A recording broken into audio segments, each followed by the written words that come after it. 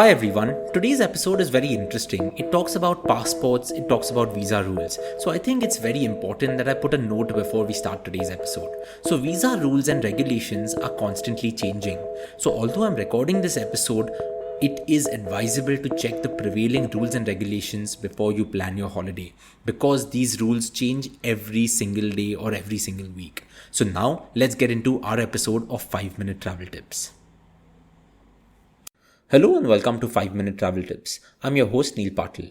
Now today's topic is something that I can certainly bet that you haven't come across such a discussion often. Or let me put it this way, I'm sure you have come across many articles talking about the most powerful passports in the world. But the Indian passport is far down that list. So what are the benefits of having an Indian passport? Let me first start by talking about how I arrived at this topic. So a few weeks ago, I was in Abu Dhabi for the year-ending Abu Dhabi Formula 1 Grand Prix. If you're a regular traveler to the United Arab Emirates, flying either to Dubai, Abu Dhabi or Sharjah, you may be well aware that there is a regular process for immigration. Once your plane arrives in any of these cities, you have to go through immigration where the lines can sometimes be super long, then through baggage claim, and finally after passing through customs, you're out. But this time, when Heta and I arrived in Abu Dhabi, we were in for a pleasant surprise. After deplaning, we started walking towards immigration at Abu Dhabi's newest midfield terminal. The general tendency when you're an Indian passport holder is that you see the automated immigration e-gates. You get jealous of every other traveler from what seems like every other country who can use those gates, and you just can't use them. Then you start making your way towards the longest line that you can see, and then you wait for what feels like an eternity until you can get past immigration. But just as I was making my way to this destiny, one of the officials approached me and asked whether I had visited Abu Dhabi before, which I had. She then told me that I was headed the wrong way, that I should certainly try using the e-gates. I was sure she was mistaken and told her that I have an Indian passport and just wanted to be doubly certain that I could in fact go through these super fast immigration gates. So to my absolute surprise, she confirmed that it indeed did not matter and I can go through. We were super shocked at this, and still not fully convinced she knew what she was saying, we headed towards the e-gates to prove her wrong. Step 1. We scanned our passport. Step 2. We looked into the camera, and in that most wondrous moment, the e-gates flew open in front of us. Boom, I was through. No more long lines, nothing. It was that simple. Now let me put it here, that you still need a visa to get to Abu Dhabi, Dubai or Sharjah. But if you are going to Abu Dhabi's midfield terminal, and if you have been there before, you can certainly try using the e-gates. No more queuing up. Scan passport, stare into the camera and walk on like a pro.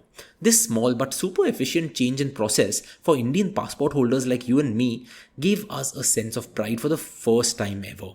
It was like using DigiYatra but in a foreign country.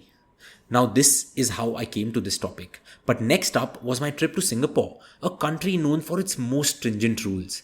But as I proceeded towards where immigration officers used to be, I saw just e-gates.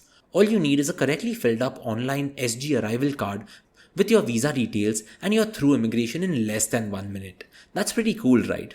And finally, the one that excited me most of all, entering Thailand last month for the third time this year. If you have been to Thailand, you're aware that Indian passport holders need a visa to enter Thailand. To get this visa, you can either apply for a visa before your trip or get a visa on your arrival into Bangkok, Phuket or any other Thai city with an international airport.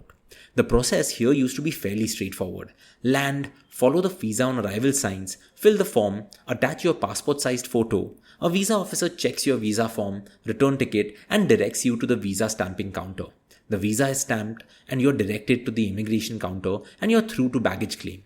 Though this process was generally straightforward, it did take a good amount of time.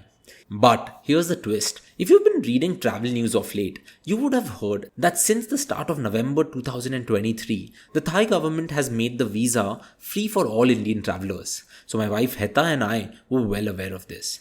We felt like the visa stamp, although free, was still required. This is what we had anticipated. So we showed up at Phuket International Airport ready to go through the drill, making our way to the visa on arrival desk. And even here, we were pleasantly shocked again. For the third time in less than 2 months. Yes, here the visa was free, but that's not all. Along with it being free, you no longer need to go through visa on arrival at all. Straight to immigration, get your passport stamped, and boom, you're through to baggage claim. So add Thailand to the list of UAE and Singapore for a super fast immigration process. So all of these instances got me thinking and researching. I wanted to list down all of the benefits of having an Indian passport. And let me tell you, the list of benefits is definitely growing. So with a great amount of pride, I wanted to list them. I'm sure there are many more travel benefits, but here are my top ones that I came across. Following closely in Thailand's footsteps, Sri Lanka and Malaysia have also made the visa free for Indian travelers, at least in the short term. The visa is still required though. This only means that we can spend less on these visa expenses and more on experiences that really matter at these destinations. Along with this, if you hold an Indian passport, you can today travel to more than 60 countries in Asia, the Middle East, Africa, Europe, the Caribbean, and many islands without the need for a prior visa. This number continues increasing every year. If a country has a visa-free status, you can just travel there with an Indian passport and be allowed to pass through. And instead of you having to look up all of these countries, I just thought on this episode, I'll just list a few of them.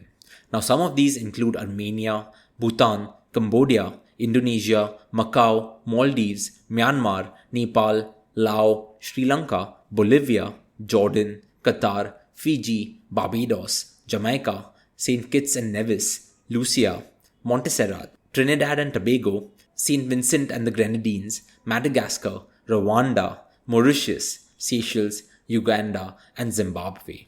These were just some of the top ones that I picked from the list. So there you have it. If you look up the strength of your passport index, the Indian passport is ranked in the high 70s or low 80s today.